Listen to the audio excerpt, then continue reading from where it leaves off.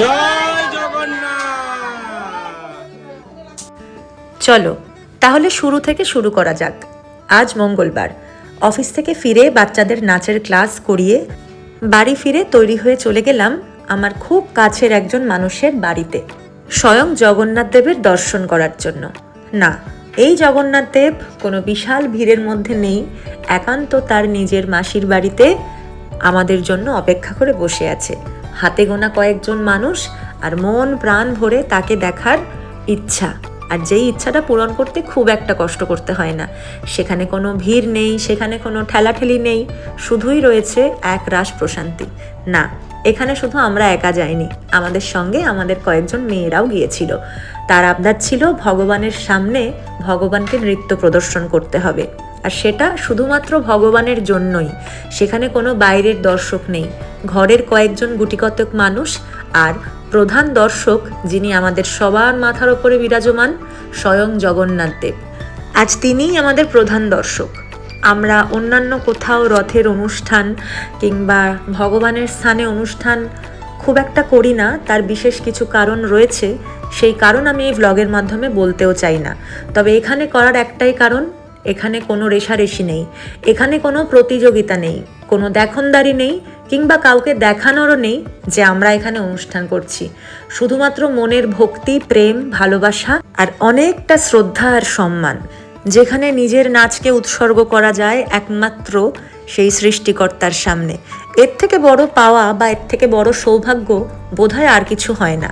যাই হোক, আজকে ওদের নাচের কিছুটা অংশ তোমাদের সঙ্গে একটু শেয়ার করি। গানের ক্ষেত্রে কপিরাইট খেতে পারে, তাই আমি ভয়েসটা একটু চেঞ্জ করে দিলাম। তোমরা দেখে জানিও কেমন লাগলো।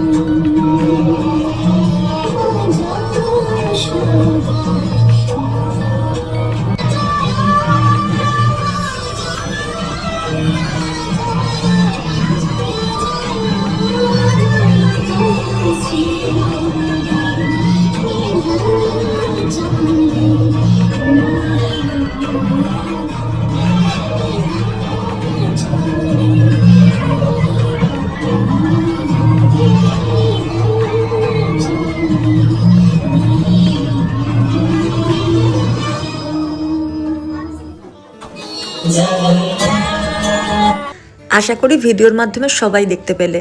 জায়গাটা ভীষণ ছোট, আর এখানে কোনো বাইরের দর্শক নেই। শুধুমাত্র দর্শন করেছেন তারাই যাদের উৎসর্গ করে ওদের এই নাচ, ওদের এই শ্রদ্ধার্ঘ।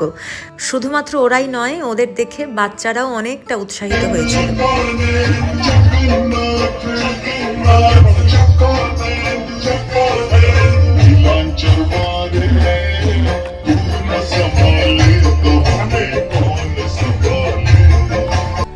ইনি সারাক্ষণ ঘরে নিজের মতন নাচ করেন, কিন্তু যখন ওনাকে করতে বলা হয় কারোর সামনে, কিছুতেই তাকে দিয়ে করানো যাবে না। কিন্তু আজকে ভগবানের কী লীলা, তাকে বলা মাত্রই জগন্নাথ দেবের সামনে প্রাণ ভরে আপন মনে নিজের মতন করে নাচ করতে শুরু করে দিল। আর ওর সঙ্গে রয়েছে ওর প্রিয় দিদি অলি, আর সঙ্গে নতুন কিছু বন্ধু। সবাই মিলে একসঙ্গে নিজেদের মতন করে আনন্দ করলো। छोड़ जाऊं मैं अब किसके दुआरे, संभाले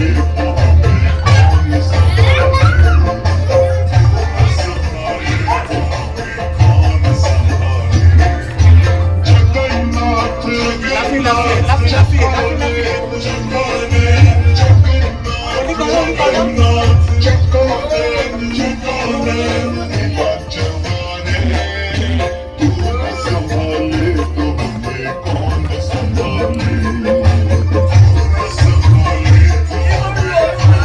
কোনো রকম চাকচিক্য নেই, কোনো রকম কোলাহল নেই, আছে শুধু বিশাল এক প্রশান্তি।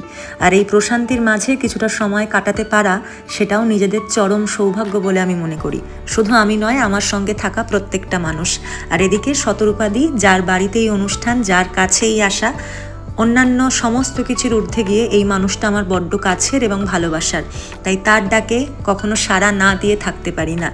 তার ডাকেই আজকে তার বাড়িতে যাওয়া এবং জগন্নাথ দেব দর্শন করা, সঙ্গে আমার কয়েকজন মেয়েকেও নিয়ে যাওয়া এবং ভগবানকে আমাদের তরফ থেকে এই ছোট্ট ছোট্ট নৃত্য উপহার দেওয়া। এটুকুই ছিল আজকে আমাদের তরফ থেকে ওনার প্রতি শ্রদ্ধার্ঘ, ভগবানের প্রতি শ্রদ্ধাঞ্জলি। এরপর নিজের হাতে দিদি কিছু ভোগ রান্না করেছিলেন, সেটাই এখন সকলকে দেওয়া হচ্ছে। আর সবশেষে ছাত্রছাত্রীদের পর আমরাও এখন ভোগ প্রসাদ পেতে বসে পড়েছি। ভীষণ ভীষণ সুন্দর একটা সময় কাটলো। সোজা রথ থেকে উল্টো রথ, বিভিন্নভাবে জগন্নাথ দেবের সঙ্গে সময় কাটছে, এটাই পরম প্রাপ্তি বলে মনে করি। আজকের ব্লগটা এখানেই শেষ করছি। সবাই খুব ভালো থেকো, সুস্থ থেকো, সাবধানে থেকো। জগন্নাথ সকলকে ভালো রাখুক। ব্লগের শেষে আরও একবার একসঙ্গে জয় জগন্নাথ।